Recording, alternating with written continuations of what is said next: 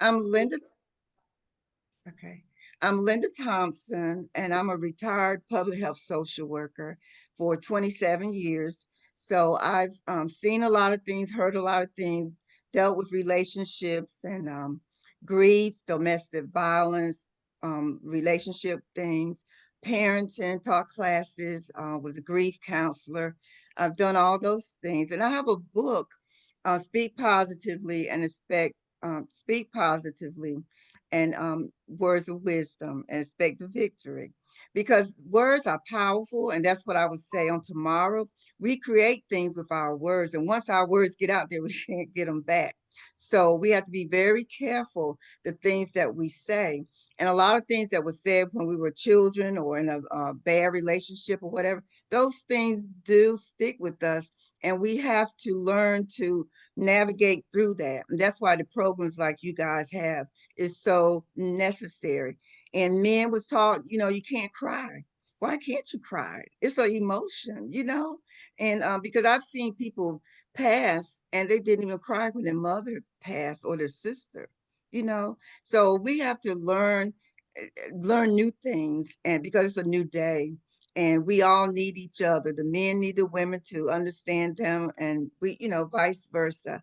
So tomorrow I will just be talking about words and how words are so powerful, good or bad, whatever we say. Once it get in the atmosphere, you know, um, the universe gonna say, okay, you say you broke or you say you're unhappy. Let's make that happen. So we have to be very, very careful the things that we say. And most of all, we have to learn to forgive our past, forgive what we've done, things people done to us, and we have to move forward and press forward. So I'm all about positivity and encouraging. That's what I do. But I've had my dark side as well. That's why I know how I know, and I can encourage others because I've been in that dark place. And it's much better being on the brighter side. So thank you.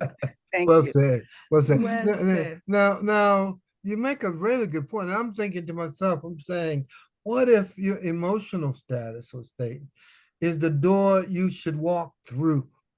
You know what I mean? Being in a place where something happens and you're just so encumbered, but you decide, this door is sitting here and maybe my liberty, my total freedom, my total transition of a personality is in this door of emotion where I'm free from embarrassment, I'm free from fear, or free from, states of mind that limit my capacity to Mhm. experience.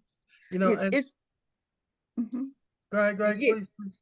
yes, because like I said, it's all about a decision. And you guys know what I went through with losing so many people. In 2022, I lost two sisters, a sister-in-law, a brother-in-law, all within 6 months. And I lost a lot of people, and I grieved. And although we can encourage everybody else, but when it comes to us, we don't know what to do. And Who do you people look turn at us. to? Right. Right. Yeah, people look at us, you're so strong. Linda's a strong one, so she's going to be all right. But sometimes the strong ones, we're not okay. Yeah. We need somebody to encourage us. So when I was going through that grief and I got stuck, one day the light bulb came on. Come on, Linda, you're better than that. You know better. So I had to make that decision. I got to get up. I got to keep it moving, you Right. know? So Right. it's all starts with a decision. If we don't make the right decision that I want to do, I want to change, I want to get up, we're going to stay stuck. Yeah. That's Yeah. just the way it is. That's true. Not, I mean, and that's interesting when you say stay stuck. And Mhm. life isn't about that. And our better experiences are about liberty and breaking through That freedom. to better benefits, better experiences. And you could be, sometimes there's a book that's written, "Hurt Hands Heal." Sometimes it's the people that have gone through the most that can generate the best result for other people by sharing, showing, and understanding those experiences, And so I don't know. I mean, is as it were, God brings us experiences for particular reasons. He's got specific reasons. And then you wonder, okay, well, they say, well, God wouldn't put anything on us that we're not able to manage or overcome. That's true. but then you wonder, I say, okay, Lord, now you have to tell me what this is all about. Hmm. Why me? Yeah, yeah, Yeah, yeah, yeah, yeah. that's That's the next perfect question. But then, and then it's important for you to understand the question and the answer for yourself. So but and this is an enormous capacity and benefit. And so we're talking to people, and when you could be free from experiences. I mean, and then you explore and consider, okay, what the outcome could be, not what it is maybe currently, but what it could be. And so I'm encouraged by that.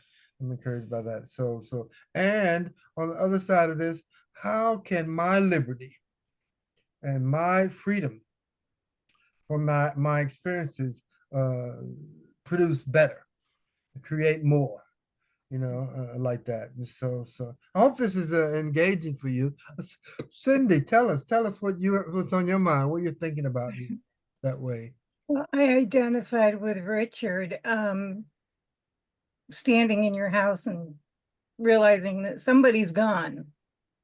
My husband and I were, excuse me, were married for 33 years, and he died 6 months after his diagnosis of lung cancer. So it felt like it was forever, but it went really fast. Um, and I went through some stuff. I was, Linda, what you said, Cindy's strong. If one more person had told me how strong I was, it's like I was going to show them. But I was, I didn't, I buried a lot. I buried a lot. And it came back to bite me like about 7 years later. I had we had six sons. They were all adults. Well, my youngest was just starting his senior year in high school when Dan died. But his brothers were older and settled, supposedly, and they were scattered all around the country. And things happened, and I'm a caregiver. I have to be there and help. And so I was there. I went to Colorado, I went to Texas, I went to Virginia Beach. In fact, I spent about 4 years in Virginia Beach. Um, and then everybody got healthy, everybody got settled, and I went home and I didn't have a purpose anymore. And I realized that we can't really be happy, completely happy, unless we have a purpose. And so I went and searched for mine. A lot of missteps doing that. But I finally found it, and it was to help people who were going through what I'd gone through. I I come in generally after the casseroles have stopped coming.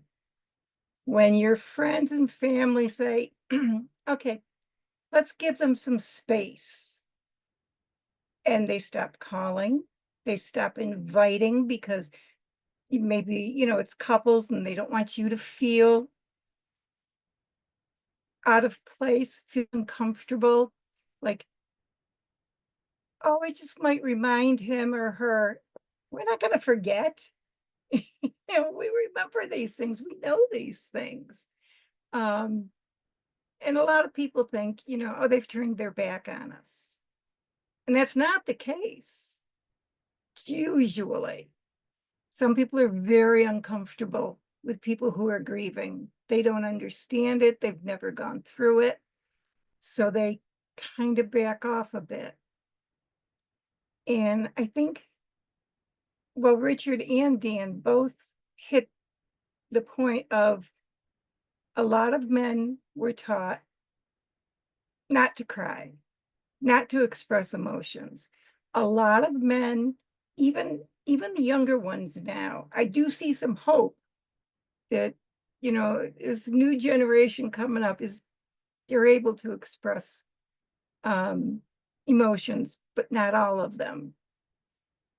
And a lot of men, they know how to express happiness and anger.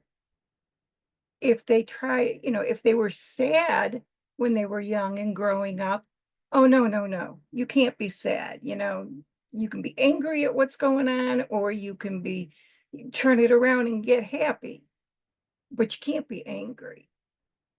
Guilt was not a thing that they were allowed to feel. It's not your fault, it's their fault. Blame other people.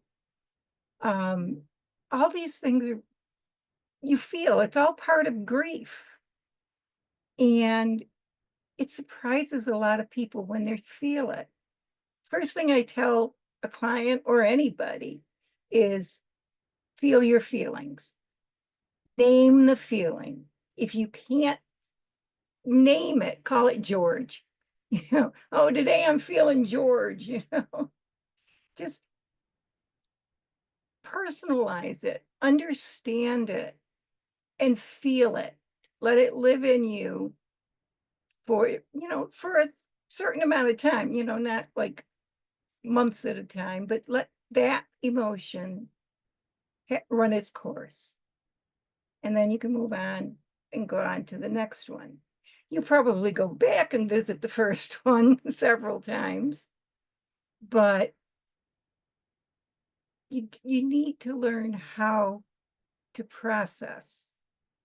And you also need to figure out that you can be happy and find joy even while you're grieving.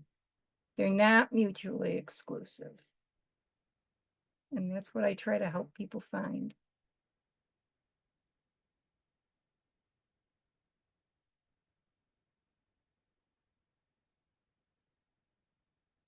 Richard, you have a question? You too, okay. yeah. Anybody has a question?